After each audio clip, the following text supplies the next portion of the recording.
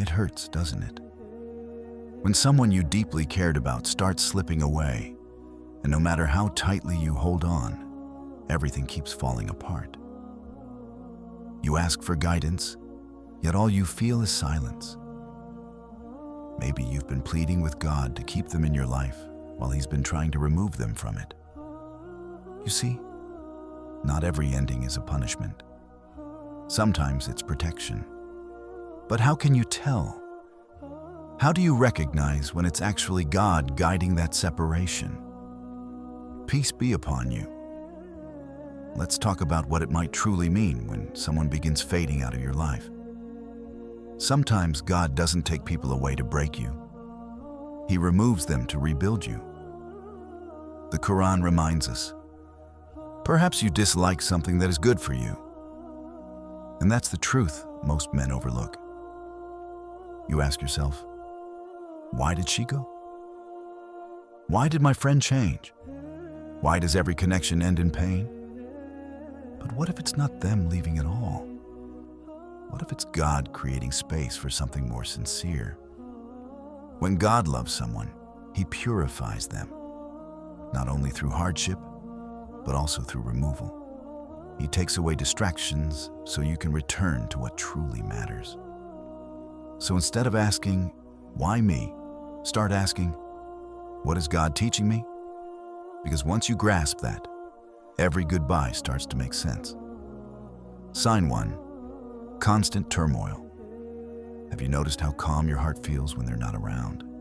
And how heavy it gets when they return? That's not coincidence, brother. That's a sign. When God wants to remove someone from your path, He first takes away your peace with them. No matter how much you try to mend things, the same arguments repeat. The same wounds reopen. You forgive, but they hurt you again. You explain, but they misunderstand again. It's as if God keeps replaying the same lesson until you stop clinging to what He's already protecting you from. The truth is, peace is a blessing. Chaos is a signal. God never blesses a bond that distances you from who you are. So if every encounter with them drains you, if your prayers lose focus, if your soul feels unsettled, that's not love, that's a warning. Maybe the storm wasn't sent to harm you, but to remove what's harming you. But not every trial comes with noise and conflict. Sometimes God separates people not through chaos, but through calm distance. Sign 2, sudden distance. Not every ending comes from an argument. Some of the hardest separations happen in silence. One day they were close, present, warm, familiar, and suddenly something shifted. The calls became rare, the energy faded, the conversations felt strained. You keep asking yourself what went wrong, replaying every memory, searching for answers that never appear. But listen carefully. Sometimes that distance isn't rejection, it's redirection. God doesn't always remove people with drama. Sometimes He lets the connection fade softly so you can detach gently. And if every prayer you make to fix things is met with quiet, maybe that quiet is your answer. When hearts grow apart for no clear reason, it could be that God is loosening the knot you've been forcing to stay tied. You're not being abandoned. You're being redirected. Because when someone's absence brings you closer to God than their presence ever did, that isn't loss, that's guidance. But what if they haven't completely left? What if they're still there, but you no longer grow around them? That's when the next sign appears. Sign 3. Everything becomes one-sided. Have you ever felt tired of being the only one who tries, the one who always reaches out, fixes things, apologizes even when you weren't the one who broke it? It's a quiet kind of exhaustion because deep down, you know that love or loyalty shouldn't feel like begging. You send the first message every time. You keep forgiving the same mistakes. You convince yourself maybe they'll change. But they don't. They just get comfortable. Comfortable knowing you'll never walk away. And that's when God's mercy appears in the form of fatigue. that emotional tiredness isn't random. It's protection. It's your heart rejecting imbalance. God designed the heart to give, yes, but never to drain itself for people who only take. So pay attention when a connection becomes one-sided, when you're the one always explaining, adjusting, hoping. That's no longer loyalty. That's self-abandonment.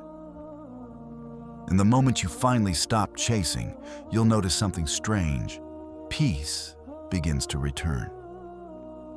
Sometimes God doesn't separate you through distance or conflict. He simply allows your effort to fade so you realize it was never yours to carry alone. And when that realization settles, something else usually follows. Life itself starts to resist. Plans stall, paths close, progress slows. And that brings us to the next sign. Sign 4. When doors begin to close, you start noticing something unusual. No matter how much effort you put in, nothing seems to work anymore. Plans collapse, messages go unanswered. Every time you fix one issue, another problem arises. It's as if life itself is pushing back, quietly telling you to stop forcing what has already been released. You can feel it, the tension in your chest, the unease when you try to move forward with them. Before, things felt easy. Now, everything feels heavy. The path that was once clear seems blocked. Every door starts to close. You try opening one, it shuts. You chase another, it slips away, over and over. This isn't bad luck. It's divine redirection. When God wants to protect you, He doesn't always send storms. Sometimes He simply removes momentum. The blessings fade, the peace diminishes, the joy you once felt disappears. And when that happens, don't panic.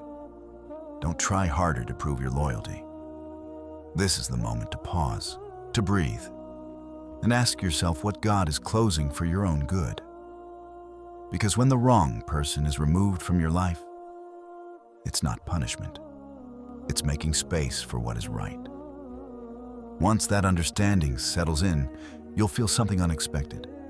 Not sadness, not regret, but peace. A calm certainty that you finally let go. Sign 5. Unexplainable peace after letting go. Then comes a moment when the noise finally stops. No more arguments, no more justifying yourself, just quiet. You wake up one morning and realize you haven't checked their phone, you haven't replayed old conversations, and somehow you're okay. It's not a loud peace, it's subtle, gentle, and complete. You thought you would feel empty, but you don't. You thought you would miss them, but you don't. You thought you would break, but you didn't. You healed. That is mercy working quietly. That calm in your chest, the clarity that replaces confusion. That's God's way of telling you that you did what was right. Real peace isn't the feeling when everything is perfect. Real peace is what comes when you finally surrender, when you stop chasing what was never meant for you. Once that peace arrives, protect it. Don't reopen doors. Don't rewrite stories. What was taken from you was not punishment, it was protection. And what remains, that peace, is proof that you're exactly where you need to be. Peace transforms you. Once you taste it, you stop chasing distractions. You stop explaining yourself to those who were never meant to understand. You stop running after doors that have already been closed. Now you know that everything that left you was never yours to hold. And everything meant for you is already on its way. God doesn't take away without giving something better. Sometimes removing a person allows you to reclaim yourself. Sometimes ending a chapter lets you begin the one that was truly written for you. What felt like rejection was actually redirection. What seemed like loss was God's mercy in disguise. So don't fight His plan. Don't question His wisdom. Don't let a temporary goodbye make you forget the one who never leaves. If this message reached you today, perhaps it's because God wanted to remind your heart that letting go isn't loss, it's guidance. Type trust in the comments if you believe in God's timing, and share this with someone who is still holding on to what has already been written. Until next time, peace be with you.